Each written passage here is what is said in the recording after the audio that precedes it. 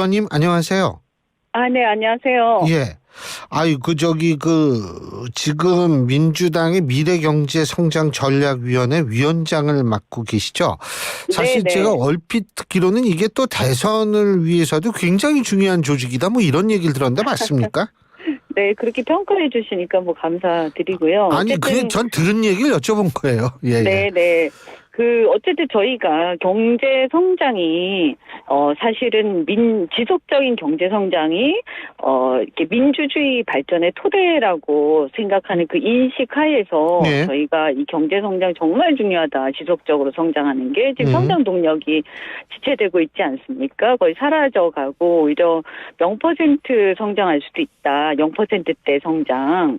이런 얘기까지 나오는 상황에서, 그럼 민주당이 왜 성장을 얘기를 하냐 이렇게 많이들 물어보시는데 저희는 내부적으로 전 세계 이런 흐름 속에서 이게 결국에는 민주주의 토대는 지속적인 경제 성장이다 이렇게 저희가 인식을 하고요.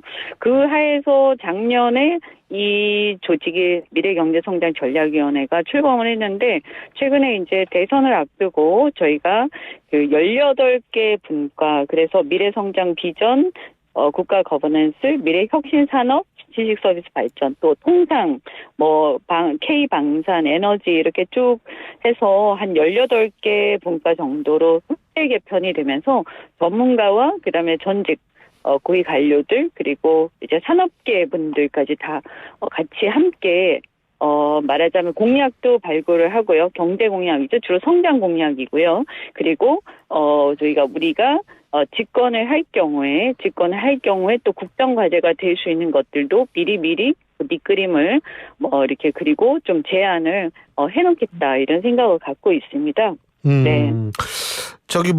이현주 최고위원께서는 대기업 임원 출신 변호사시기도 한데 네. 지금 트럼프 대통령이 어제 그 관세 유예하는 바람에 네. 네. 오늘 우리나라 또 사이드카가 발동이 됐더라고요. 이 하도 네. 올라가지고. 자, 네.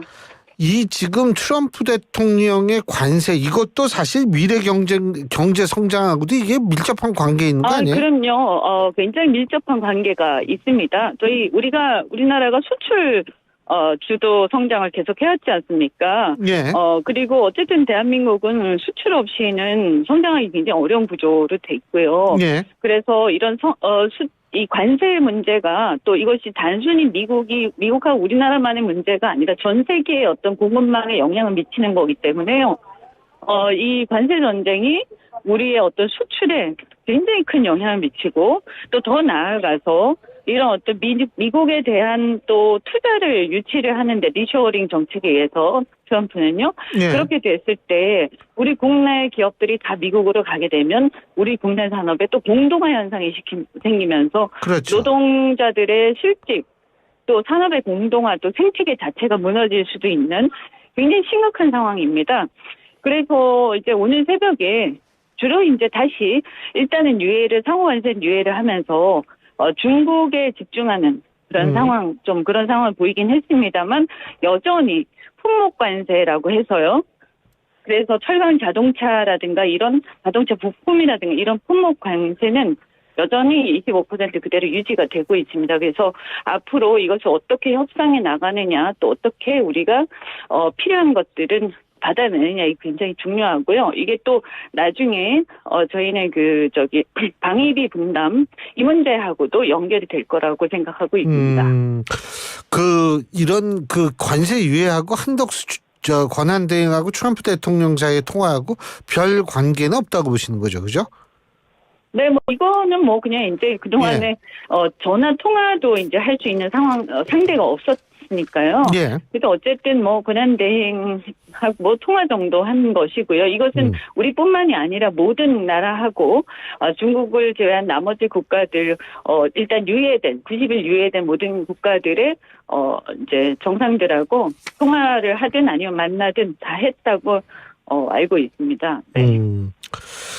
근데 이게 이제 네네 말씀하세요. 네. 근데 이게 이제 굉장히 지금 상황이 저희가 지금 90일 유예가 됐는데 미리미리 저희가 이제 전략을 다 준비해 놓고 있어야 된다. 우리가 현재는 어쨌든 집권당은 아니지만 미리미리 다 준비하고 있어야 되는 게요. 만일의 경우를 대비해서 우리가 또 집권할 경우에 그러면 한 달 정도밖에 여유가 안 생기거든요. 그리고 지금은 현재는 권한대행 상황이기 때문에요. 네. 지금 예를 들어서 권한대행이 이것을 종국적으로 타결을 할 수가 없습니다. 왜냐하면 이거 종국적으로 타결을 했을 때 이 타결 결과로 인한 영향이 국내 산업에 미치는 영향이 매우 심각하기 때문에 민주적 정당성이 없는 권한대행이 그렇게 했을 때 국민적 수용성, 왜냐하면 피해를 보는 집단도 있을 수 있거든요. 그래서 그 수용성에 굉장히 심각한 문제가 있을 수 있죠. 알겠습니다. 네네. 사실 어떻게 지금 할 거냐? 그건 제가 알겠습니다. 지금 도착했는데요. 들어오시면 돼요. 네. 사실 한덕수 권한대행 한덕수 총리가 지금 제일 관심에 아주 그냥 뜨거운 관심의 대상이 되고 있잖아요. 네. 헌법재판관 2명 임명 때문에. 네. 자, 이거 이현주 최고위원께서는 법조인 출신이시기도 하니까 이거 어떻게 보세요, 지금? 아니 그것은 당연히 지금 헌법재판소 재판관을요 임명하는 대통령이 임명을 하지만 이게 대통령이 자신이 선별해서 자신이 실체적 권한으로서 진짜 임명하는 경우가 있고요. 예전에 이제 마은혁 케이스처럼 국회가 추천하는 사람을 그냥 형식적으로 임명하는 경우가 있어요. 근데 사실은 형식적으로 다른 이제 기관 그러니까 국회가 이미 다 추천해서 선별한 사람을 그냥 형식적으로 임명 절차만 거치는 이런 경우에는 권한대행이 당연히 할 수 있는 역할이라고 보고요. 근데 할 수 있는데도 불구하고 안 했기 때문에 이게 사실은 위헌이다라고 헌재가 얘기를 한 거죠. 그게 시간이 너무 짧았기 때문에 중대하다 아니다 이런 문제가 있었을 뿐인 거고요. 그런데 이제 지금 보면 이 경우에는 뭐냐 하면 스스로 실체적 권한입니다.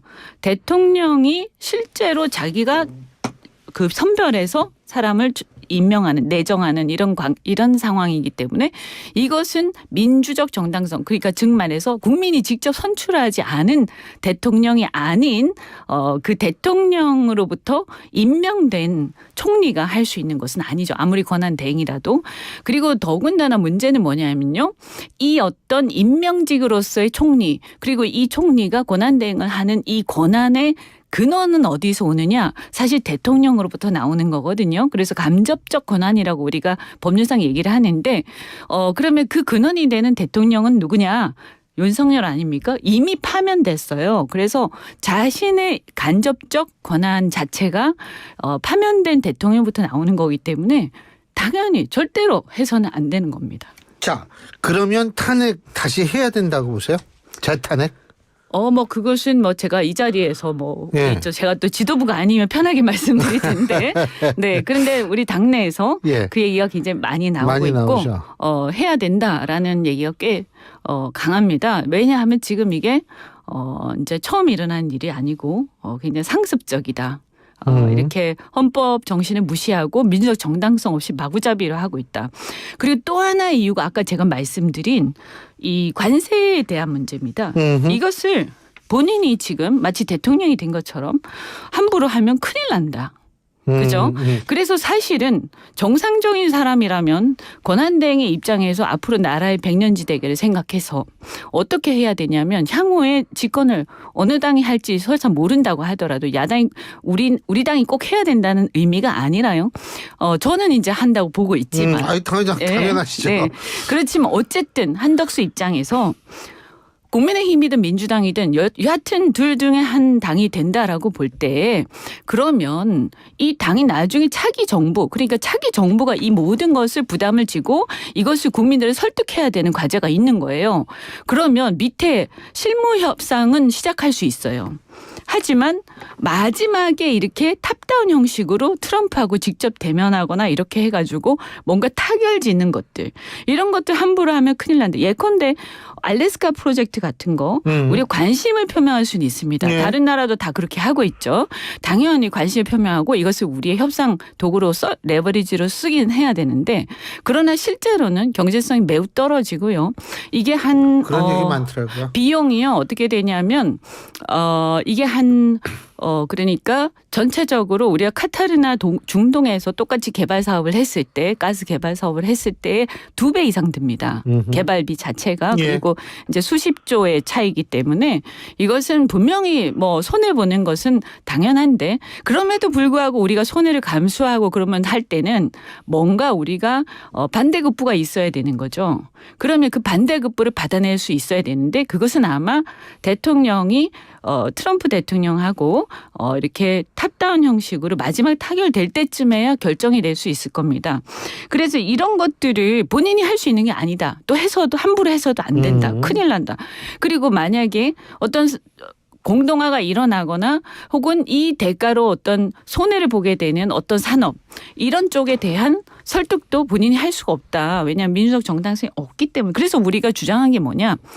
국회에서 통상위원회를 설치하자. 그래서 일단 차기 정부가 이것을 원활하게 이어받아야 되니까 내용을 파악하고 있어야 되고 그리고 어느 정도 동의가 되는 선상에서 공감대 사에서 해야 되는 거 아닙니까? 그래서 국회 차원의 여야를 같이 지금은 뭐 여야가 없지만 어쨌든 두 당이 같이 함께 그렇죠. 참여해서 여야가 없죠, 네, 지금. 통상위원회를 만들자. 예. 그래서 정부가 협상을 할 때 일단 실무 협상을 시작해야 되니까 시간이 없어서 정부가 협상을 하되 실무 협상을 시작을 하되 이런 문제들에 대해서 큰 틀에서 여야 자꾸 버릇이 돼서 이제 두 당이 무슨 생각을 하는지 예. 이런 부분들에 대해서 최소한의 어떤 공감대를 가지고 진행을 하고 중요한 얘기가 나왔을 때는 예를 들어서 국회가 이것은 안 돼라고 하면 가만히 있어야 되는 거예요. 그죠? 그렇지 않습니까? 예. 그래서 이게 자칫 잘못하면 정말 국내 산업 생태계가 통째로 날아갈 수 있는 위험이 있습니다. 그래서 그리고 이 협상이라는 것은 관세 협상은 지금 상황에서 보면 개별 기업이 개별적으로 하면 별 효과가 없어요. 그렇겠죠. 네. 당연하죠. 그래서 얼마 전에 현대자동차가 예. 막 여러 가지 선물을 줬죠. 심지어 상주인가? 철강 회사를 제철 회사를 미국에다 세우겠다. 이건 저는 기간 산업이라서 신중해야 된다고 생각하는데 이렇게 이제 얘기하면서 트럼프하고 사진까지 찍었는데도 아무런 자동차 품목 관세에서 아무런 변화가 없어요. 그러니까 뭐냐면 이것은 개별 기업이 그냥 해봤자 효과도 없고 각계격파 당합니다. 그래서 오히려 국내의 다른 기업들이 피해를 입을 수가 있어요. 그러니까 정부를 중심으로 해서 지금은 이제 국회까지 해야 되는 거죠. 차기 정부가 있으니까. 그래서 이런 국회나 정부가 같이 함께 어떤 면밀한 패키지를 가지고 플러스 마이너스를 하면서 만약에 피해보는 집단이 있으면 정책적으로 이건 또 보전을 정부가 어느 정도 지원을 해줘야 되고 이익을 보는 집단이 있으면 그 이익을 보는 집단은 어떻게 다시 국내 사회에 환원할 건가 하는 것이 같이 논의가 되고 구상이 돼야 되는 거예요. 안 그러면 우리 국민들이 굉장히 불공정한 상황이 벌어지는 거죠. 알겠습니다. 근데 그 중앙일보 단독 보도를 보면 그 트럼프 대통령하고 한덕수 권한대행하고 왜 전화 통화할 때 네. 트럼프 대통령이 대선 나갈 거냐 물어봤더니 한덕수 권한대행이 여러 가지 상황이 있어서 고민 중이다.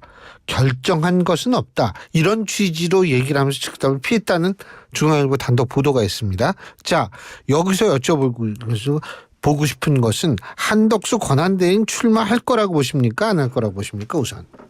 저는 뭐 헌법재판관을 그런 식으로 이렇게 알박기 하듯이 헌법을 위반해서 지금 몇 번째입니까? 예. 이렇게 마구잡이로 하면서 본인의 어떤 권한대행으로서의 권한 범위를 계속 넘어서면서 지금 사실상 정치를 하고 있다 이렇게 판단합니다.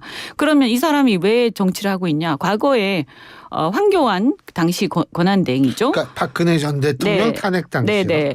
그 당시에 그 사람이 하던 태도하고 너무 다른 거죠. 그죠?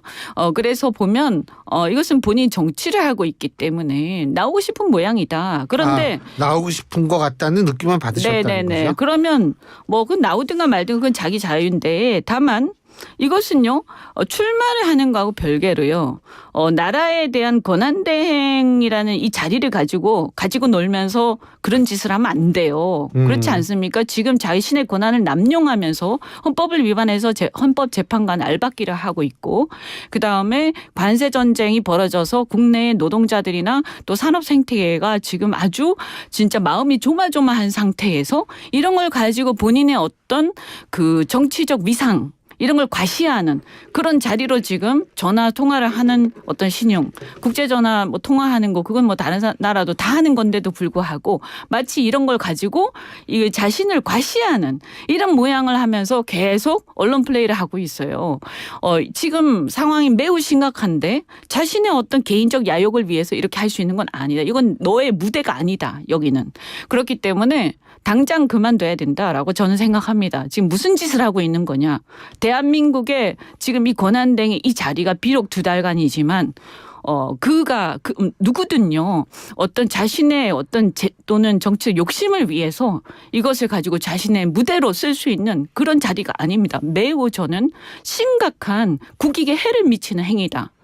이건 뭐 더 다른 말로 하면 마치 이것은 조선 말기에 구한 말에 이런 어떤 일본하고 자신의 어떤 지위를 이용해서 계속 어떤 거래를 하는 그런 행태하고 비슷한 거 아닙니까?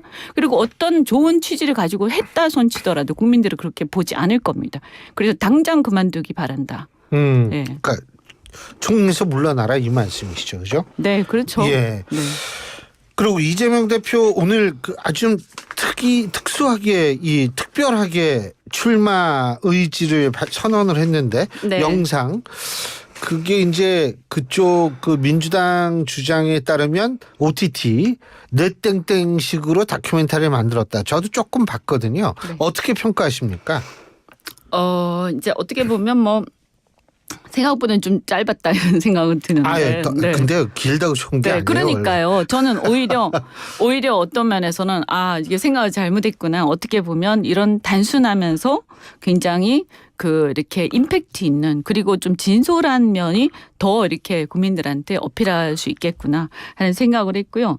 거기에서 보면 가장 중요한 얘기 평소에 이재명 대표께서 굉장히 많이 하시는 얘기가 국민 주권이라는 얘기거든요. 그래서 정치인은 항상 우리한테도 그렇게 정치인의 하루는 국민들의 그러니까 5천만 사람들의 하루잖아요. 5천만 국민의 하루. 그래서 우리의 하루를 우리의 1시간 우리의 하루를 우리한테 항상 하는 얘기예요. 민주당 의원들한테 우리들의 1시간 우리들의 하루를 그냥 단순하게 내가 1시간 조금 편하게 있으면 어때? 이렇게 생각하면 안 된다. 왜냐하면 이것은 5천만 국민의 1시간이고 하루다. 그래서 그런 생각이 없이는 그런 어떤 사명감 없이는 정치하면 안 된다 이런 얘기를 하셨는데 그래서 이 도구라는 말씀하셨어요. 최고의 도구. 그죠? 국민들의 도구. 그래서 그런 평소에 정치 철학이 굉장히 잘 담겨 있다 이런 생각이 들고 그다음에 이런 어떤 그 산업 정책 정부가 중심이 돼서 이런 어떤 국제 사회가 지금 어떻게 보면 각자 도생에 굉장히 약육강식의 신제국주의 시대로 가고 있지 않습니까? 이 속에서 우리 국민들의 생존을 국가가 책임을 어느 정도 인식하고 있어야 되기 때문에 그래서 정부나 이렇게 그러니까 국가가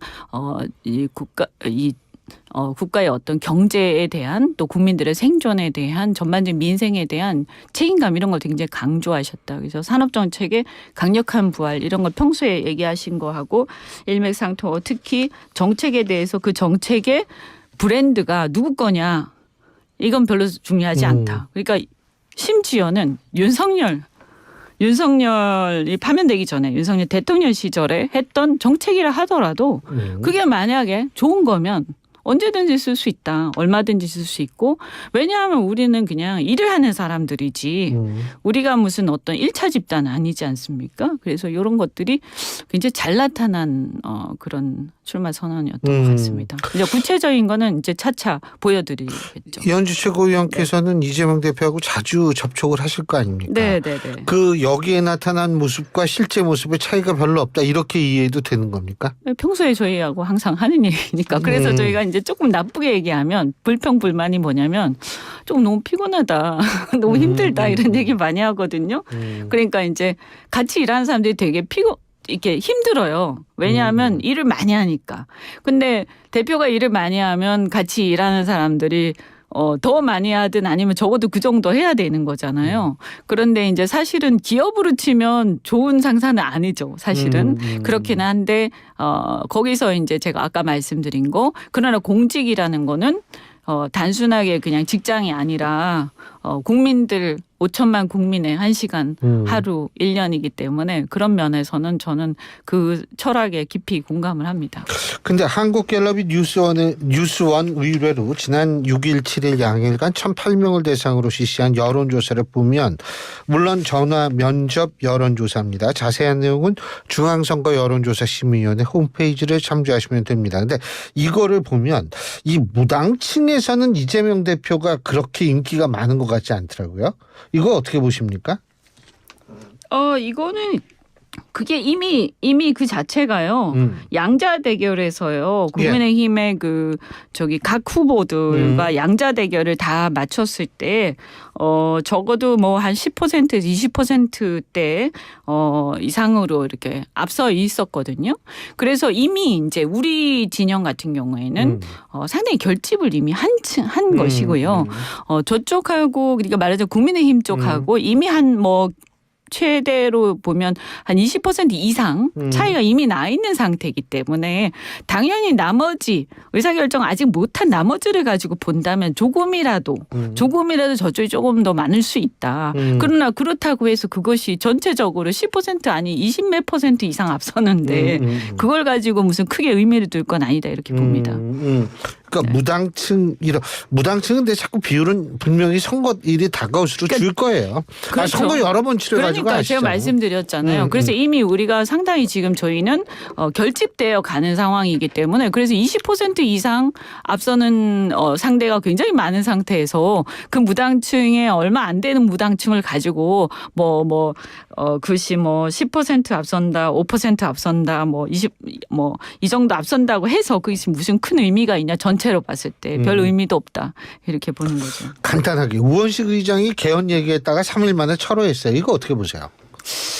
그것은 이제 조금 저는 그분의 취지는 보면 내용을 보면 대통령 중임제이죠. 그래서 다른 일부 국민들이 이제 조금 오해하시는 것처럼 내각제라든가 이런 건 아니에요. 그러나 다만 그래서 내용을 보면 크게 이제 우리 당의 큰 방향하고는 크게 다르진 않다고 보는데 그러나 다만 이제 그때 당시 시점과 방식을 보면 금요일에 윤석열 파면이 있었는데 그 바로 주말에 그것도 아침에 이렇게 긴급 기자회견이라고 해서 제가 깜짝 놀랐어요. 무슨 일일까? 그랬는데 이걸 딱 얘기를 하니까 이게 너무나 심각하고 뭔가 작정한 듯이 보이고 그리고 이게 마치 내용이 본인이 다 이렇게 말씀하면 다 되는 이미 다 뭔가 다 계획이 서 있는 것처럼 얘기를 하니까 잘 이렇게 우리 같은 경우에도 당에서도 깜짝 놀란 거죠. 저는 그냥 조금 시간이 더 지나고 정리가 된 다음에 그냥 지나가면서 인터뷰 하시면서 이 국회에서 알겠습니다. 개헌 논의를 좀 시작해 주면 좋겠다. 이 정도 얘기하셨으면 좋았을 텐데 알겠습니다. 너무 진지하셨던 것 같아요. 예. 네. 오늘 말씀 여기까지 듣죠. 고맙습니다. 네, 고맙습니다.